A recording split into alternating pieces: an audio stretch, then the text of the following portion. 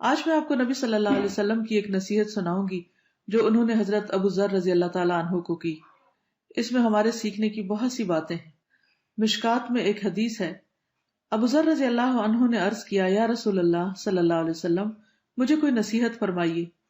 آپ نے فرمایا، میں تجھے اللہ کا تقوی اختیار کرنے کی نصیحت کرتا ہوں، کیونکہ اللہ سے ڈرتے رہنا تیرے دینی اور دنیاوی کاموں کی خوبصورتی اور آرائش کا باعث ہوگا. میں نے عرض کیا، کچھ اور فرمائیے. آپ نے فرمایا، قرآن مجید کی تلاوت اور اللہ کے ذکر کو اپنے لیے ضروری قرار دے، اس لیے کہ وہ اللہ تعالیٰ کا ذکر آسمان میں تیرے ذکر کا موجب ہوگا اور زمین پر وہ نور معرفت کا باعث ہوگا. میں نے عرض کیا، کچھ اور بتائیے. آپ نے فرمایا، طویل خاموشی اختیار کر، اس لیے کہ خاموشی شیطان کو رسوا کرتی ہے اور امر دین میں تیری مددگار ہے. میں نے عرض کیا، کچھ اور فرمائیے. آپ نے فرمایا، اپنے آپ کو زیادہ ہنسنے سے بچا، اس لیے کہ زیادہ ہنسنا دل کو مردہ کر دیتا ہے اور چہرے کی شگفتگی کو زائل کر دیتا ہے. میں نے عرض کیا، کچھ اور فرمائیے. آپ نے فرمایا، سچی بات کہہ اگرچہ وہ تلخ ہو.